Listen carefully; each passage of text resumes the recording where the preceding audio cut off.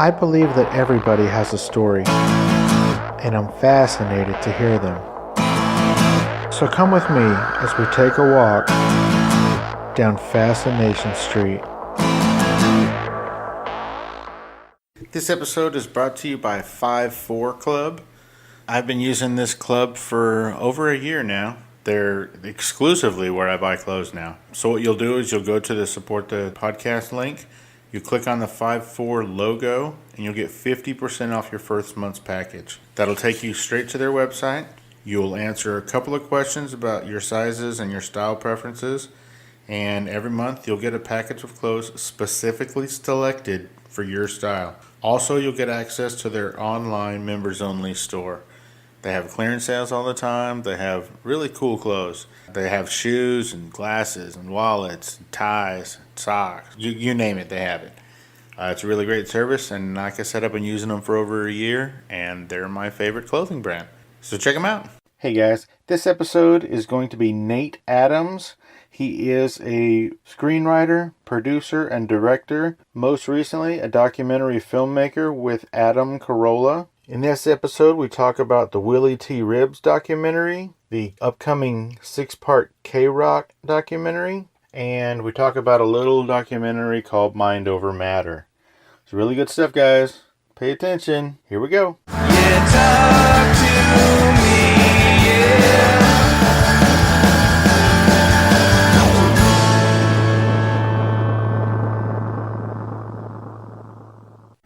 Nate Adams, thank you for taking the time and squeezing me in. I really appreciate it. Happy to do it.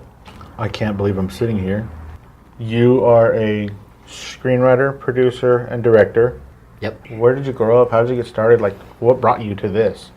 I grew up in a very tiny town in Montana called Havre, Montana. You know, I grew up doing athletics my whole life. So I was a wrestler. I wrestled and won 3 state championships in high school, got a scholarship to college. And when I was a senior in college, or senior in high school, I got interested in plays. Then I continued doing plays through college, and I really enjoyed acting and creating. And I graduated from college with a marketing degree, but I also in college started doing stand-up comedy badly. But in Montana? I did it all over the state and at state fairs and other fairs. And Do you remember any of your jokes, whether they landed or not? I have 2 VHS tapes of me doing stand-up. Nice. They're hilarious. I really, honestly, it's so pathetic. But I used to I would do personalized versions of like bad canned jokes. And I had a few kind of original things, but they were a lot of sort of personalized, remanufactured jokes, which, you know, would be like the faux pas of all faux pas for real stand-up comedians. Well, here, maybe not so much in Montana, right? Yeah, exactly. In Montana, I think it probably went over a little better. Plus, it was just this, you know, crazy 18, 19-year-old kid. And I even came down to Los Angeles. So I worked on a farm every summer in a ranch. And then my cousin worked at Disneyland one summer, and I came and stayed with her. And I would drive from Anaheim. She was in some dorm room, and I slept on the floor at Disneyland. I slept on the floor, and I would drive to the Comedy Store and the Laugh Factory and use my buddy on my college wrestling team's fake ID to do stand-up comedy and on the open mics. And I mean, I was terrible, and you know, I didn't have a clue what I was doing. But I knew that I liked Los Angeles and creating, and I liked the atmosphere here. And a friend of mine who I went to high school with was in film school in Bozeman at Montana State, and he was down here doing an internship, so I got to kind of roll around and look at what like a film company looked like, and I just liked it. And then when I finished, I got a degree in marketing, which is completely useless.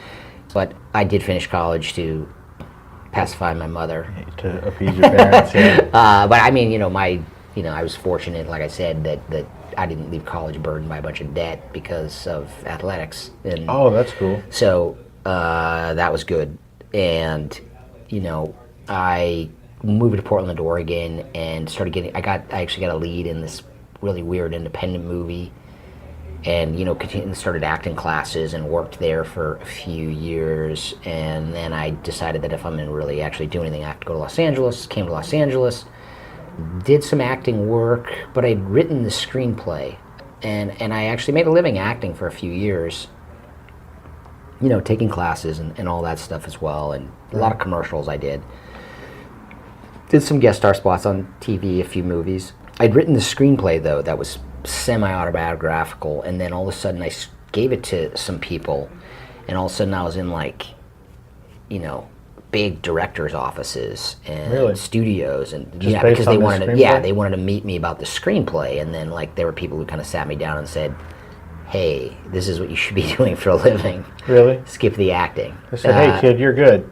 Yeah, and I liked acting, but I realized that I liked I just didn't know there was other stuff I could do because I wasn't really exposed to that growing up or anything. I had no concept. Can't imagine there's a lot of screenwriters in Montana. I had no concept of, believe it or not, in Missoula, where I went to school at the University of Montana, there were several that lived there, but I never had any access to them, and I didn't understand.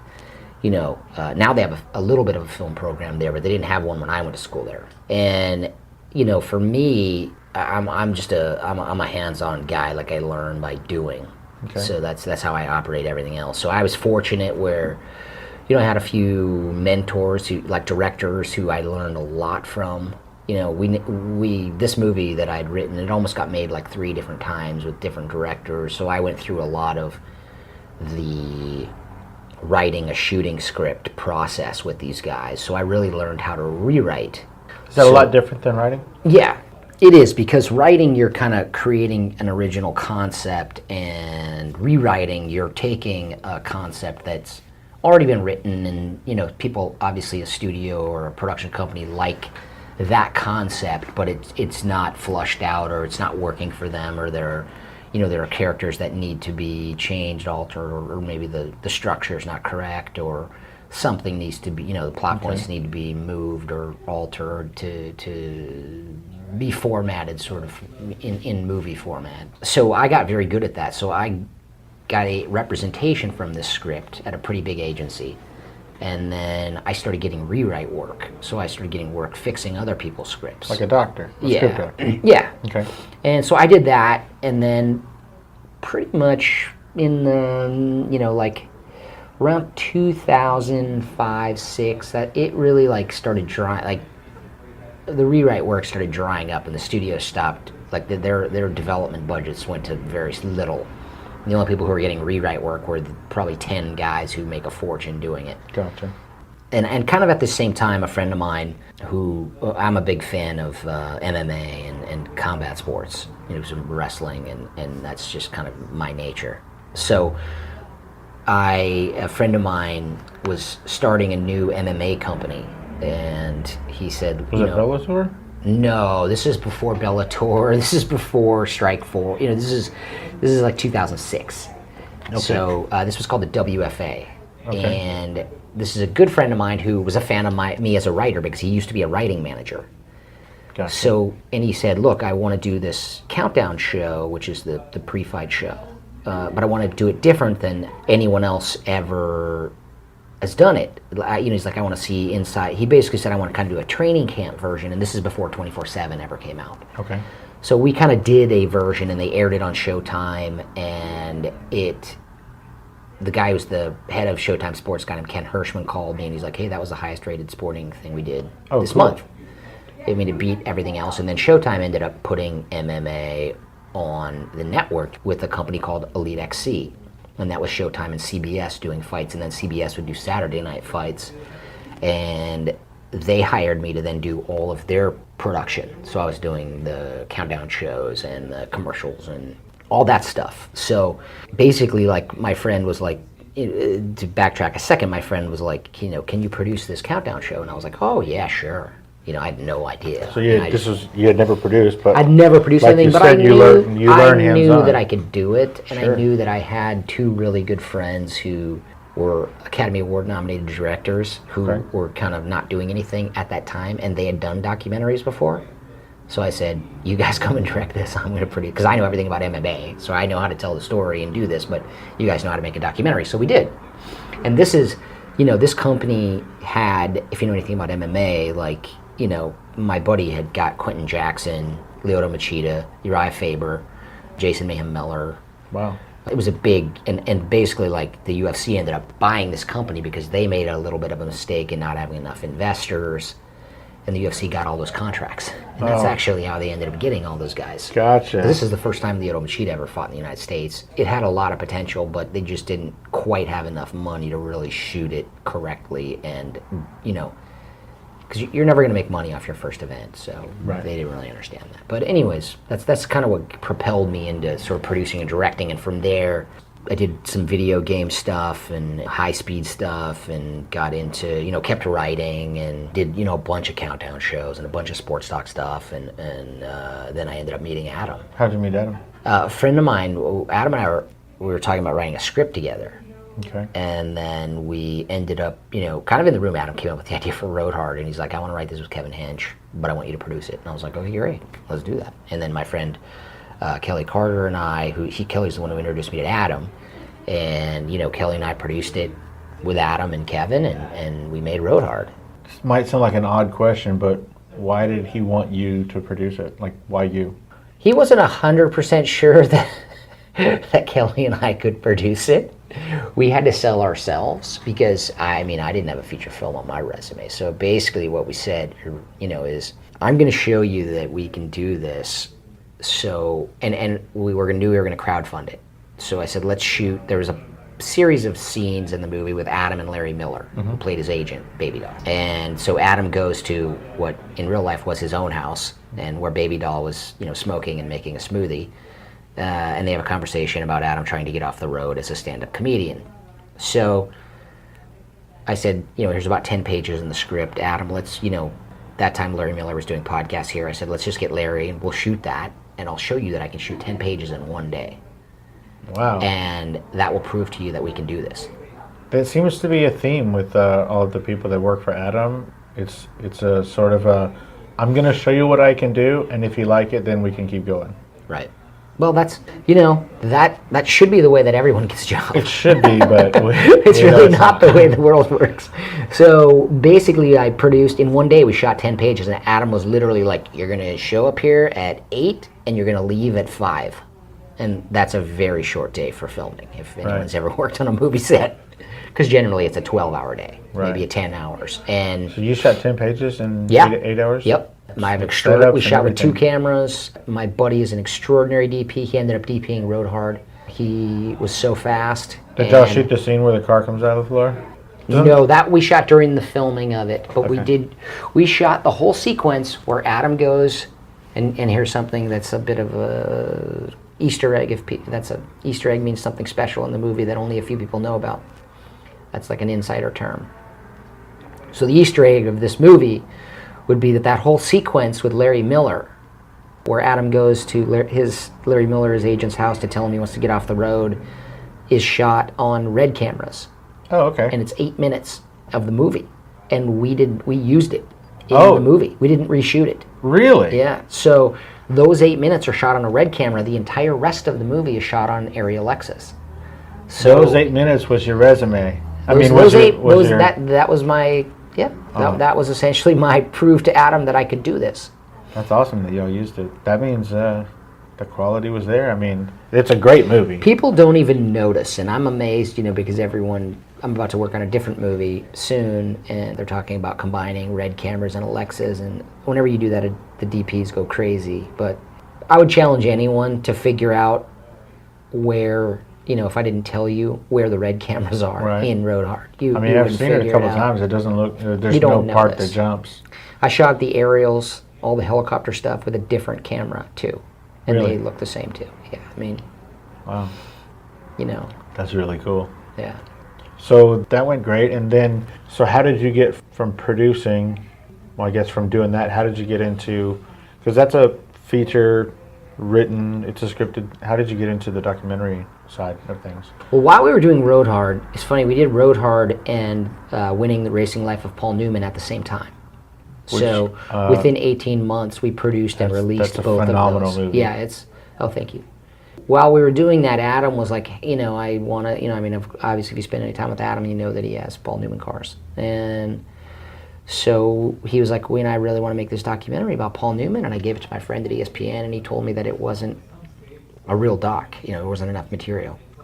And I said, well, I've made a lot of sports docs already. Because by this time I'd already done some like Olympic profiles and other stuff as well, so Okay. just tons of different sports stuff.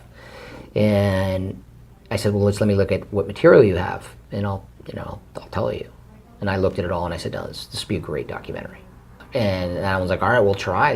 So did he have anything shot, or was it just sort of the beats, or what was it? No, it was funny because he had these, we ended up licensing a lot of it for the movie, but what he had was these Footage. weird kind of, this footage that these guys had made in the 80s, and they were sort of like commercially sponsored little weird things that like Nissan had done, and I think Diet Coke did one. But it was B-roll of Newman racing, which is really what you need Right. when you're going to make a documentary. So if you don't have B-roll of the era, it's very difficult, because then you just have a bunch of people sitting around talking. Right. And you don't Just have a bunch of talking heads. Yeah, you don't have any pictures to put on it. So the guy who ended up editing that, as well as the 24-Hour Wars, a good friend of mine, he's one of the guys I made the original documentary at Showtime with. Oh, cool. So he edited that, and he came, basically just him and I sat in a room with this material, and we edited about 20 minutes of it. Like, basically what still is the first 20 minutes of the doc. And it was really funny because I remember, the one thing I love about Adam is not afraid to take a risk, or like, if he believes in something, just to kind of spend some money on it and see what happens, which is very, very, very rare in Hollywood, because the first thing they tell you is never spend your own money on your projects. Right. So, and Adam does, and he's made his money back on everything we've done so far, which is fantastic. That's awesome. But Adam really puts his money where his mouth is. Like right now, like Willie T. Ribbs is like, I tried to get Spike Lee to do my story. I tried to get Oprah. I tried to get everyone to do my story. No one would do it. Adam, who at times people have accused of being racist, Sure. put up his own money, and we're making that documentary on the first African-American driver to race qualify in the Indy 500, because Adam loves the story. And how did Adam connect with, like, how did he get that story? We found Willie T. Ribbs when we were making the Paul Newman documentary. Oh, that's right. Because Paul Newman, Willie T. Ribbs, when in the early 80s, he'd won this big series in England, which most people go right to Formula One after they win it. But after he won it, nobody would hire him. Because he's black? Yeah, no one would give him a job. So he came back to the U.S., and he was like, he would race whenever he could, whenever someone would get him a car, get him a ride, and he was doing well in these kind of crappy cars. And Paul Newman noticed how good of a driver he was with sort of second-tier equipment. Right. And so Paul called Budweiser, who sponsored him almost constantly, and said, you got to give this kid a shot, like a real shot on your factory team. And they did, and he almost won the whole series. He took second. Was it the Trans Am series? Yeah, he won Rookie of the Year his first year, and he won like 5 races out of 11. Wow. Yeah, I mean, he was extraordinary from the start. Like, he won his 3rd race that he raced in, and he'd never been in a Trans Am car in his life. That's awesome. And they are very unruly cars. Is it so powerful? Yeah, they're like 850 horsepower. They can spin all over the track, and you burn the tires off because it's kind of a sprint race. Right. There's no pitting or anything. And he'd come from open wheel racing. Okay. So it wasn't like he'd grew up in stock cars or anything. Right. He came from open wheel racing. So Wow. And then he ultimately ended up being the first black man to qualify and race the Indy 500, which is an amazing story. That part of the story is unreal. And it's How much he had to go through. That's what this whole documentary is about. Cool. So it's not, I mean, it's about him, but it's focused on this particular aspect of his career. No, it's got his whole career in it. Oh, good. It goes through all the Trans Am, winning, we interviewed Bernie Ecclestone, who started Formula One. Willie T. Ribbs was also the first black man to ever test Formula One car. Wow. So in 1985, he tested a Formula One car in Portugal with Bernie Ecclestone. And he was fast enough, Bernie offered him the seat, but it was an Italian car company, and they wanted Italian drivers. So he couldn't, but he was fast enough to qualify, which is pretty crazy. Wow. That's an amazing story. I can't wait. Any idea when that's coming out? We're hurrying up to get it done by the 20th of September to enter it in Sundance. Oh, cool. We'll see how that goes, because maybe Sundance will take it with you. If we entered the Paul Newman documentary, which is pretty much narrated by Robert Redford in this.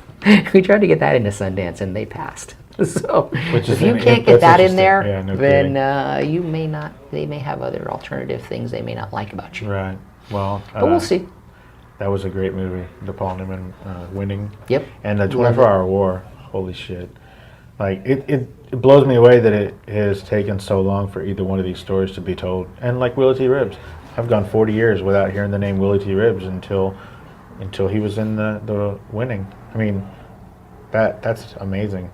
Yeah, it's really like, it's really one of those things where, and it always happens when you're doing these documentaries that, you do one documentary and you dig up 3 or 4 other stories that are fantastic and It's a spider web, right? really Is that how it's happening? worth diving into. Yeah, Very cool. yeah.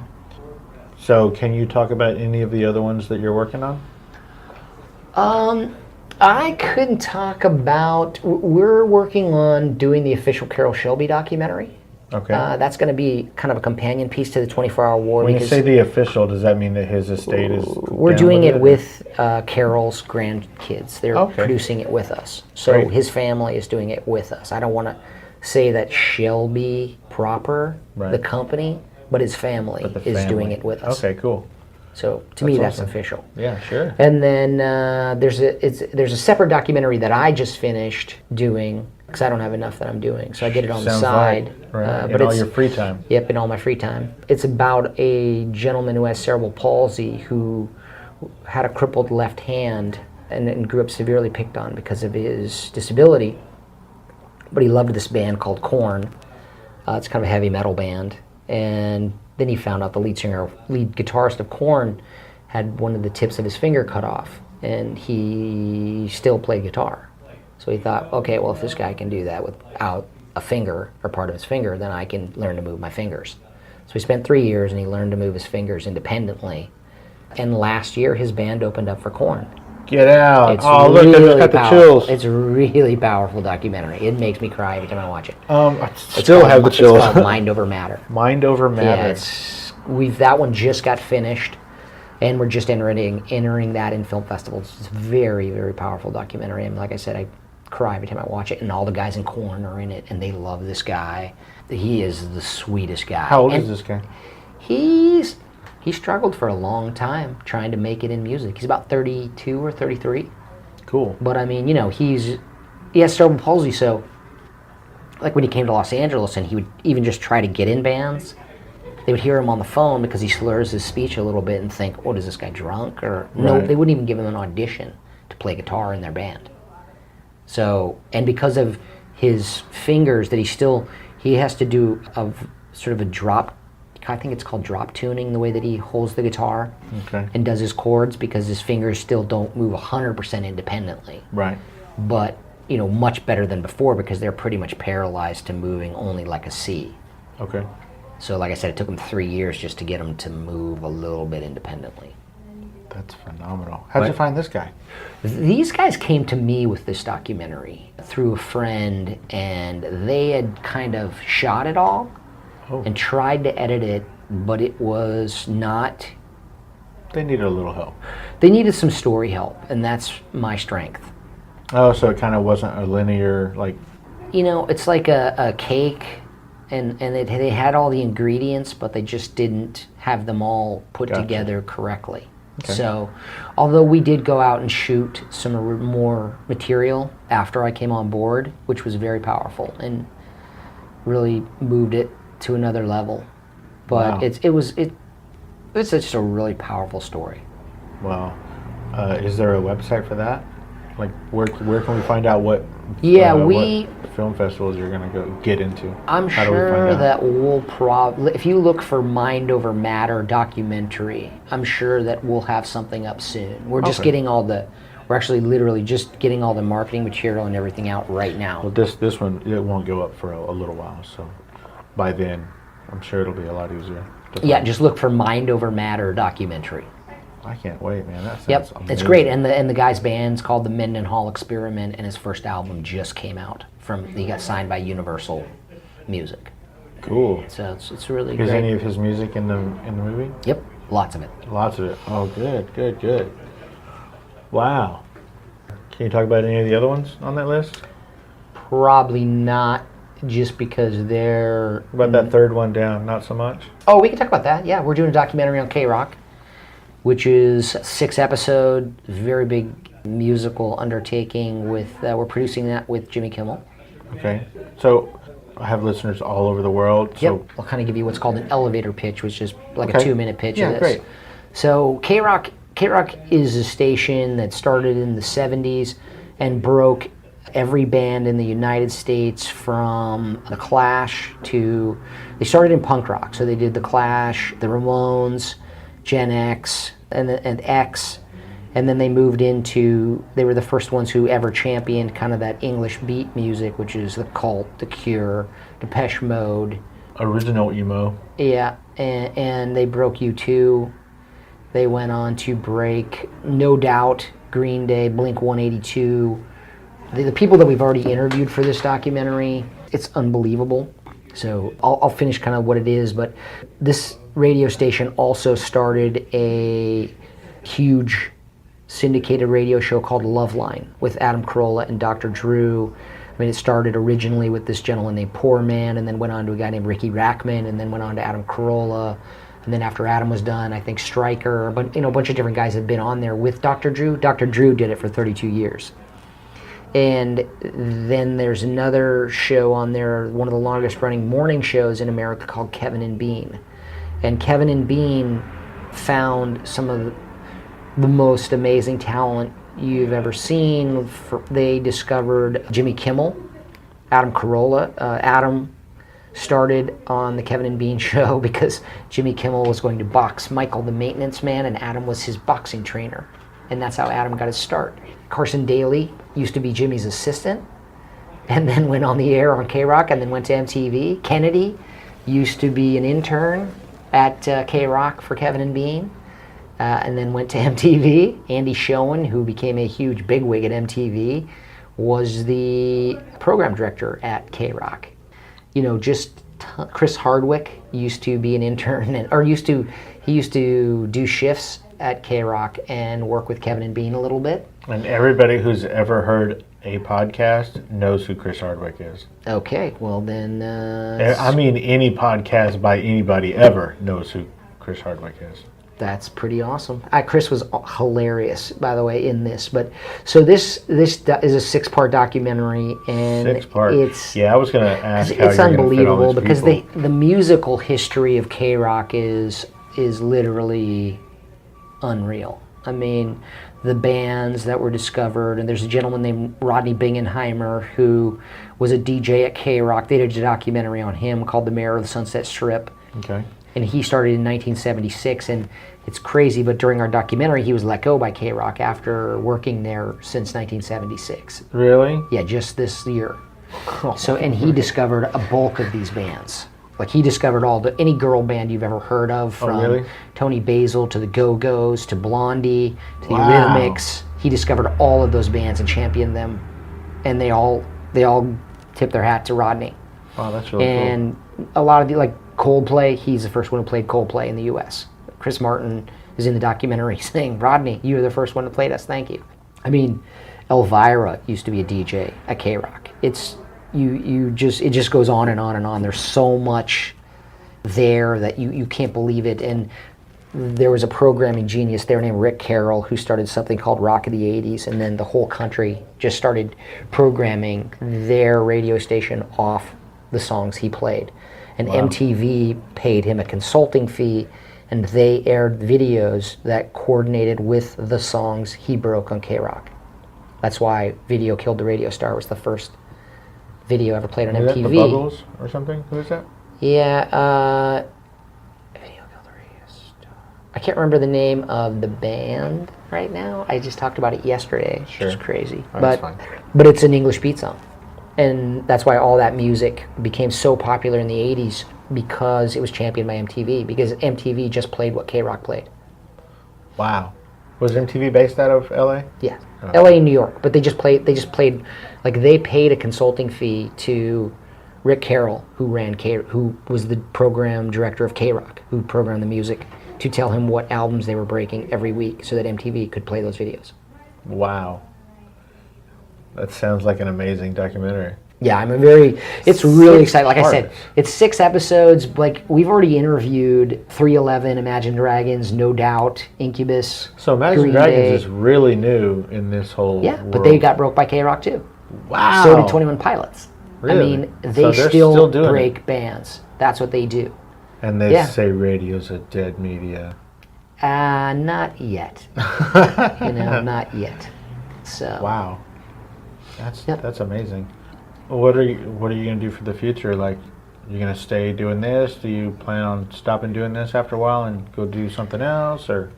So, I'm going to do this as long as Adam will let me, till he Sure. tells me I'm done. Well, I mean, I love working with Adam. I have to say, like, I've worked with a lot of different people. I've never worked with anyone like Adam, and I really enjoy working with him. He's an unbelievably cool person in the sense that, he certainly doesn't micromanage anyone, but he definitely sits down and watches all the cuts of everything we do, and like, it's amazing that he could possibly have time to do it. so he's super involved in all He of it. loves doing this stuff, and for me, it's great. And he knows way more about the cars than I do. Right. So, I mean, I know about filmmaking and documentaries and stuff, but Adam really, there's a depth that he can kind of bring into the car part of this that really resonates, I think, with all the car people. And I appreciate that.